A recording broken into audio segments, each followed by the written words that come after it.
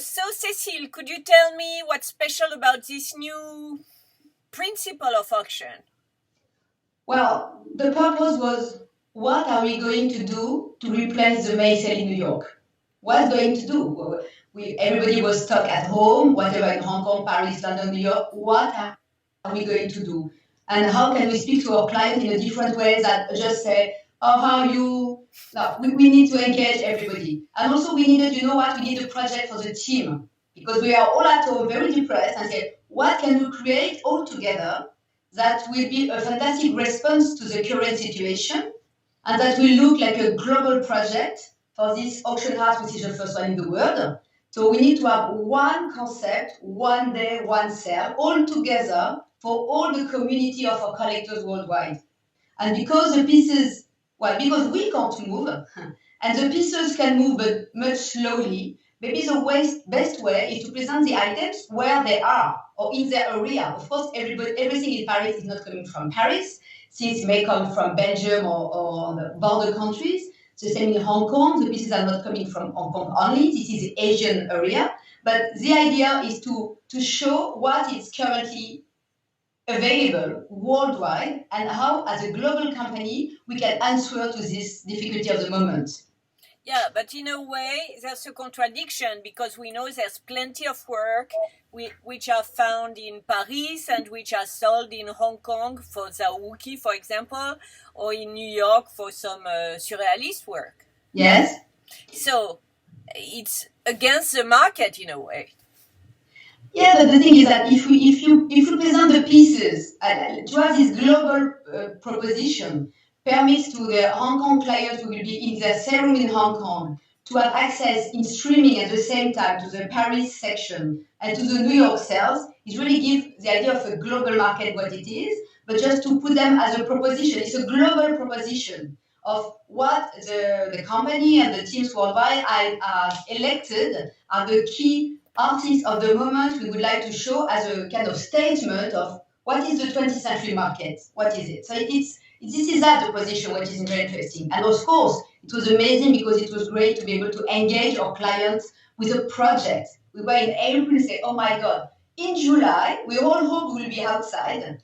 So what we can propose to everybody to have a kind of focus that will be very positive and will bring all together whatever the team and the community of dealers and the market on something very positive for everybody. And I must say we had an amazing response from the vendors because they all loved the idea of something that was positive, new idea, super creative, something that had never been done, and that looks a bit mad because to have a sale starting in Hong Kong, finishing in Paris, with a relay in London and finishing in New York in one day, but the same time, it's not 4 different moments. It is the same sale starting in Hong Kong with a kind of evolution in 4 countries. It's mad.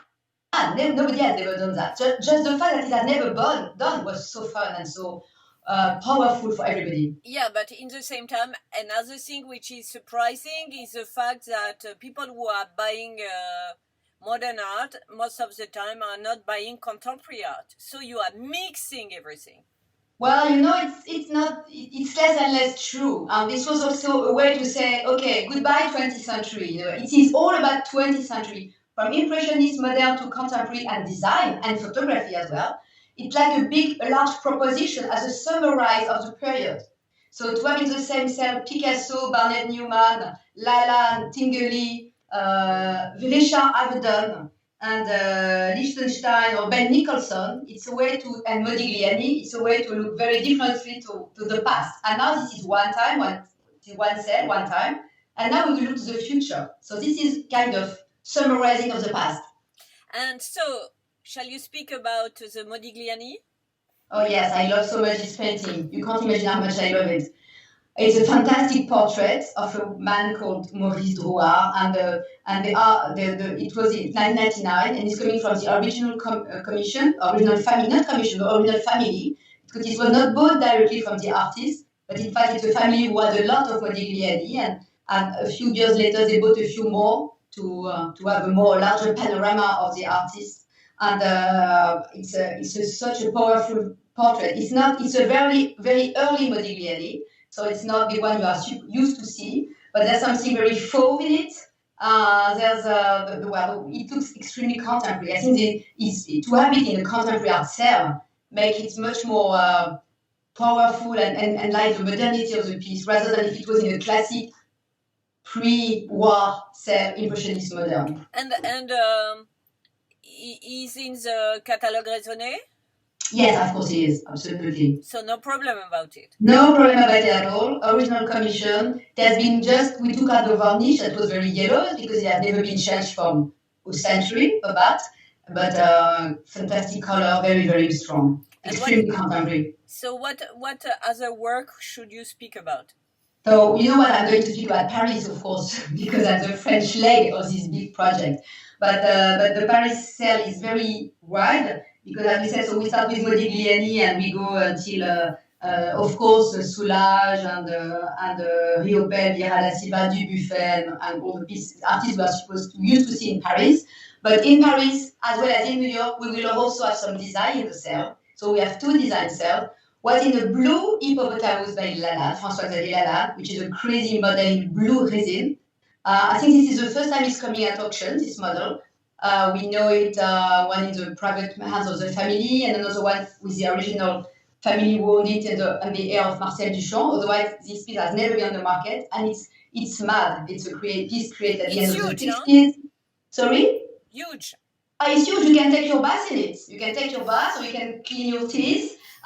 You will see there are a lot of images that we will show in the catalog and in the exhibition, where you see it's like a family installation. You are in the same space. Well, it's something that could be outside, of course. And the family who is selling it today had it outside for long because close to your swimming pool is crazy. And there's a lot of course, it's not Lalande decorators. It's really Lalande, like the sculptures. The artists of the 60s, early 70s, with a very pop spirit, pretty surrealist. The moment he starts to use the animals in a functional way, destroying his shape. So it's fun, it's light, and I think that to have this type of piece at the moment now, with all this drama we had against us, it's full of energy, poesy. It's pretty light, and that's great.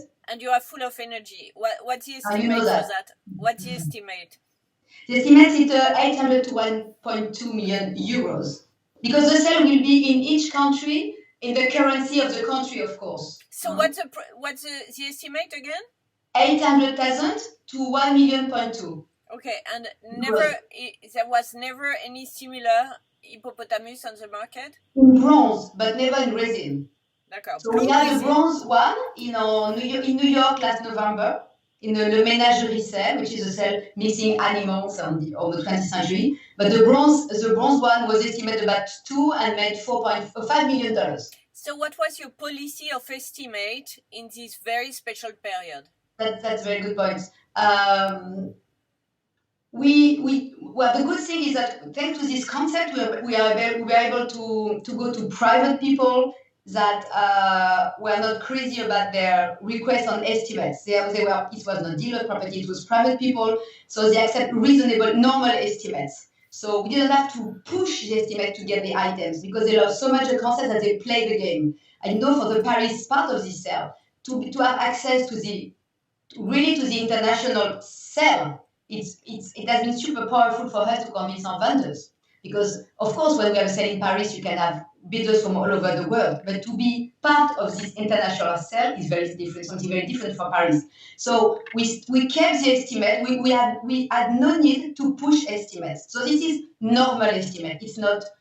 We didn't take like 20% off or something. If it's your question, it's about what would have been our estimate 3 months ago. So you don't care about the Corona prices? It's not that we don't care, but we think that the pieces are strong enough, fresh on the market, desirable due to the material, the subject or the artist that is on demand on the market.